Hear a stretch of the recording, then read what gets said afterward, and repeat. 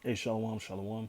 Hey, first and foremost, I want to give all praises, glory, and honor to Yahweh, Bahasham, Yahweh Shai, Bahasham, Racha Kodash. A double honor to the apostles and elders at Great Millstone. Salutations to you, Akim, that's out there doing the work in truth and sincerity. This is definitely to whom it may concern. And the name of this topic is Death is Honorable, especially the death that we should die. Not all men shall die, but those that die, it's an honorable thing. And you know, I feel as though brothers should always have that at the foremost part of their minds. It's honorable. Even um, you know, Balaam, who was an Ammonite, who saw the fortunate, the fortunate grace that the Most High Yahweh had toward Israel and toward them in the future, toward the future, because of course Israel is going to be given the inheritance of the kingdom of heaven, all right, being joint heirs with Yahweh Shai. So, I'll get straight to the point, because this is a quick hit, and like I said, this is for whom it may concern. If death is your biggest, greatest fear, and it's truth, it shouldn't be. In fact, you should embrace it. Okay. I only had three main scriptures that I was going to read. I'm going to read Numbers. In fact, more than that, I'm going to read Numbers 23, 1 through 10. And just to show you, even the heathen man, he's seen Balaam, he's seen the fortunate mercy and grace that the Most High had upon Israel. And of course, you know, our plight is not like other men. We don't have an inheritance in this world. We deal with shame and adversity on an everyday basis. No nation in this world, no man can relate to the immense amount of pressure that we deal with on a day-to-day basis, psychologically, as a nation. Okay. And yeah, and nobody can truly understand our plight except for us. And for the most part, it's it's definitely something that we can cherish. Heading into the times that we're heading into. So brothers, have a clear mind and understand, which is the main thing. Death ain't always so tragic, you know. So this is Numbers 23 and 1. It says, and Balaam said unto Balak, build me here 7 altars and prepare me here 7 oxen and 7 rams. And Balak did as Balaam had spoken. And Balak and Balaam offered on every altar a bullock and a ram.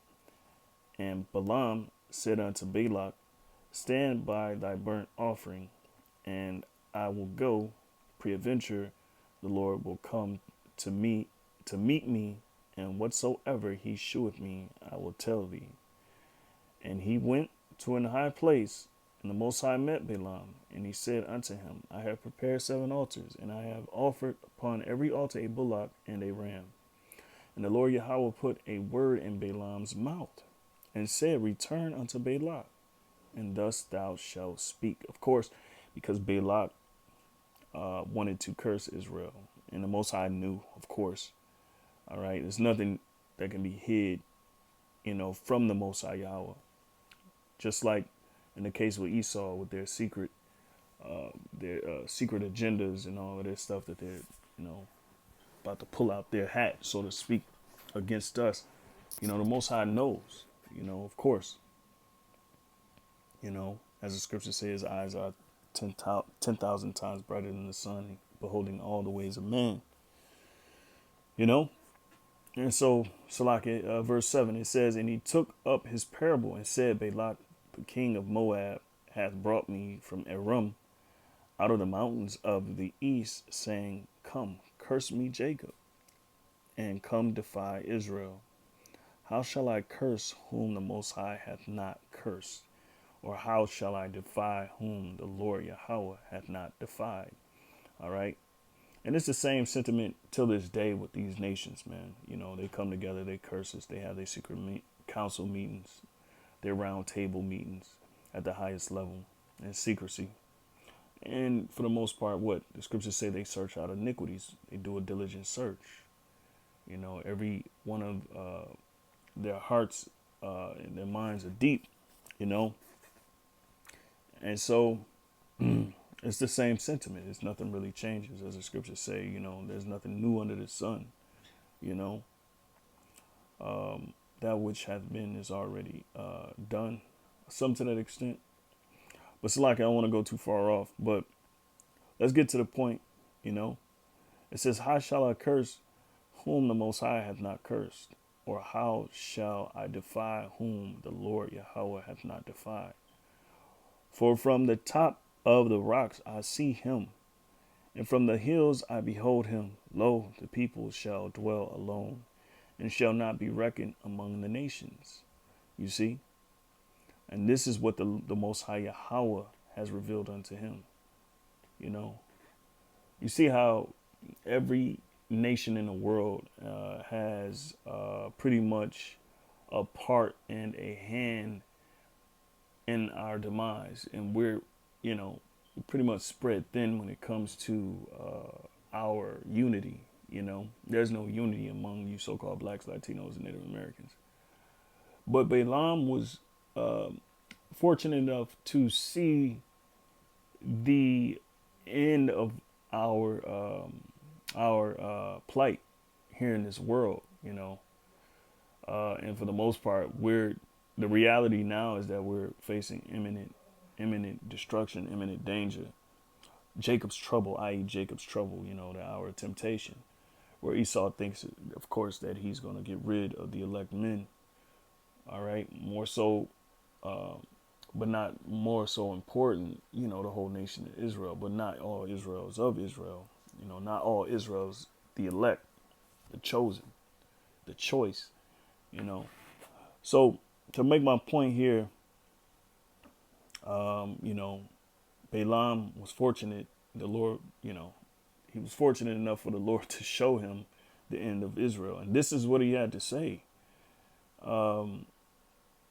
It says, who can count the dust of Jacob and the number of the fourth part of Israel? That means a quarter, right? It says, let me die the death of the righteous, and let my last end be like his. All right. And so there's a bright side to this truth in which we need to realize and embrace, because ultimately it's going to lead to immortality. It's going to lead to everlasting life, which the nations cannot fathom. You know, their inheritance is here on this earth right now, oppressing us, them being at the top, us being at the very bottom. All right. And what's going the tide is going to turn, but it's going to turn for the betterment of the whole nation of Israel, starting with the elect, of course, starting with Yahweh Shai, Yahweh Ba'ashem Yahweh Shai. All right, their glory being fulfilled, and then we being joint heirs with them. All right. So the point here is that Balaam wanted to die the death of the righteous. Okay. And what did the Lord say about, you know, his saints? Okay. This is Psalms 116. Let me see. 116. And I'll start up a few verses from the point. 12. I start at 12. What shall I render unto the Lord Yahweh for all his benefits towards me? There's nothing we can render. Of course, we can give our life, which is our due. It's due. You know, the scriptures talk about us the sacrifice, our lives being a living sacrifice, because what? I forget exactly how it goes. Let me look at it. Let me look at my scripture real quick. Salaki, can bear with me. Oh, it says it's our due service. Okay, of course it's due, right? Because the Lord has redeemed us and bought us with a price. And the point here is not, death is not all that fearful. It is fearful, right? Because you don't know. At the end of the day, you don't know what happens. But if you're the elect, the Lord has revealed the mystery to you that you do know. We do know what happens, because all, dust returns to the ground and the spirit goes to the Most High Yahweh that made it. And see, understanding that, we understand that, hey, there's an upside to dying. If we die, we die in Yahweh Shai. We live, you know. Verse 13, I will take the cup of salvation and call upon the name of the Lord Yahweh. All right. I will pay my vows unto the Lord Yahweh now in the presence of all his people. And for the most part, that's what we're doing. That's why we're out there. We're skeptical, according to 1 Corinthians 4 and 9. And it says it's unto death. I'll get it, but it won't be on the screen because I don't want to lose my point. This is 1 Corinthians. This is 1 Corinthians chapter 4, verses 9. It says, for I think that the Most High had set forth us, the apostles, last, as it were, appointed to death. For we are made a spectacle unto the world, and to angels, and to men. All right. So we're made a spectacle. Our job. We were set last, because as it were appointed to death. Okay. So yeah, we are to die, and we trust in the Lord. All right. We take in that cup of salvation, okay, which is peculiar in this nation. In his nature, because it's not what traditional guidelines would, would suspect. I guess you could say, for lack of better words. Verse 10: we are fools for Yahweh Shai's Hamashiach's sake, but ye are wise in Yahweh Hamashiach. We are weak, but ye are strong. Ye are honorable, but we are despised. And if they hated Yahweh Shai, they're going to hate us. But we're honorable in the sight of the Lord, which I had a lesson that I wanted to do, regarding that, being honorable in the Most High's sight, because people want to be honorable. This world, they want to be honorable in the sight of Esau by his standard, but we want to be honorable by the Most High Yahweh standard. Okay. Verse 14, Psalms 116 and 14. I will pay my vows unto the Lord Yahweh now in the presence of all his people. Precious in the sight of the Lord is the death of his saints. O Lord, truly I am thy servant. I am thy servant, and the son of thine handmaid. Thou hast loosed my bonds. I will offer to thee the sacrifice of thanksgiving, and will call upon the name of the Lord Yahweh. I will pay my vows unto the Lord now in the presence of all his people, in the courts of the Lord's house, Yahweh's house, in the midst of thee, O Jerusalem, praise ye the Lord. So what I'm getting from this is a level of humility that we have to face. More so, we made the pledge. We have drinking the cup of the Lord's righteousness. The cup of his salvation. We have made our bodies a living sacrifice. And so the price is death, but it's honorable, especially doing what we're doing. We're not dying dishonorably, though we may seem to die, dishonorable to men. I think that's in Colossians. Let's see, 1:20. But it's for our benefit. All right.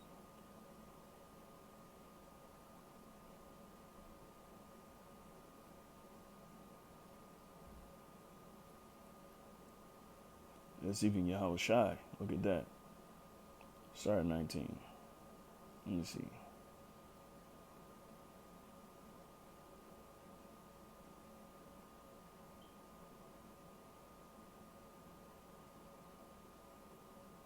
See, Yahweh Shai had to take that, um, had to, basically be sacrificed as well. And if we're in the stead of Yahweh Shai, of course, we're going to go through the same thing.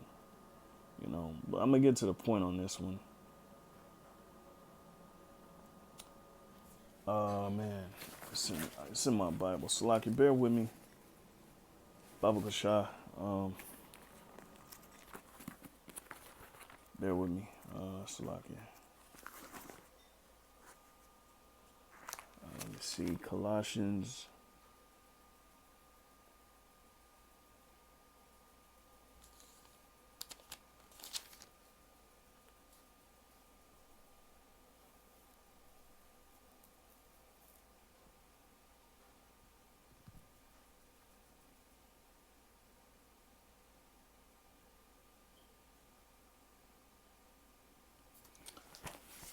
Okay, I can't find it for some odd reason. But the point is, we seem to die, in the sight of men. It's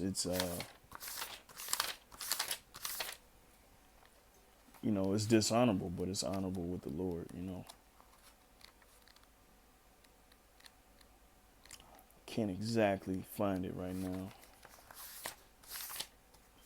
I'm sure you brothers know the point I'm trying to reach. Oh, here we go. Well, I'll go Wisdom of Solomon. Wisdom of Solomon, chapter 3.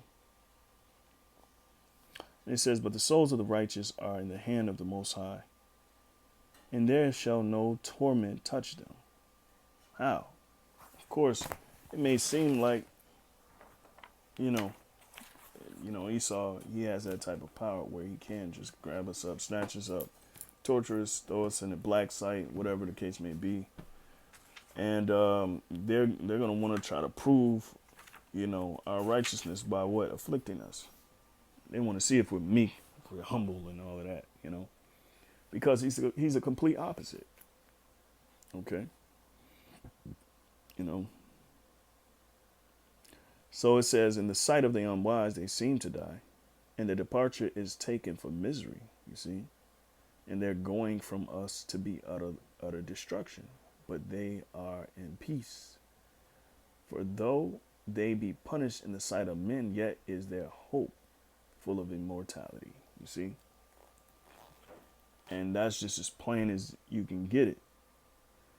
Hey, we seem to die, and the unwise, man, they niggas gone, you know. But the reality of the situation is that we're reaching levels of immortality. The same thing that Balaam saw, he saw that the death of the righteous was the ultimate honorable thing you can do. Okay? So, let's see. Verse 5, and having been a little chastised, they shall be greatly rewarded. For the Most High proved them and found them worthy for himself. As gold in the furnace hath he tried them and received them as a burnt offering. All right. And in the time of their visitation, they shall shine and run to and fro like sparks among the stubble. And of course, we're going to have spiritual powers. All right. They shall judge the nations and have dominion over the people, and the Lord Yahweh shall reign over them. They that put their trust in him shall understand the truth, you see, and such as be faithful in love shall abide with him, for grace and mercy is to his saints, and he hath care for his elect. All right. But of course, but the ungodly shall be punished according to their own imaginations, which have neglected the righteous and forsaken the Lord. For whoso despiseth wisdom and nurture, because that's what we got, this truth is nurture, he is miserable, and their hope is vain. Their labors unfruitful, and their works unprofitable. All right. So it's a good thing to die the death of the righteous. Why? Because it's a precious thing in the sight of the Lord. Even Balaam, even this heathen, which he was, of course, he kind of got some sense about him after the Lord showed him what he showed him. All right. This is Numbers 24:1. And when Balaam saw that it pleased the Lord Yahweh to bless Israel, he went not as at other times to seek for enchantments, but he set his face toward the wilderness. And Balaam lifted up his eyes, and he saw Israel abiding in his tents according to their tribes. And the Spirit of the Most High came upon him, and he took up his parable and said, Balaam the son of Beor hath said, and the man whose eyes are open has said, he has said, which heard the words of the Most High, which saw the vision of the Almighty, falling into a trance, but having his eyes open. How goodly are thy tents, O Jacob, and thy tabernacles, O Israel. As the valleys are they spread forth, as gardens by the riverside, as the trees of line aloes, which the Lord Yahweh hath planted, and as cedar trees beside the waters. All right. So we're gonna be fully nourished, fully in order.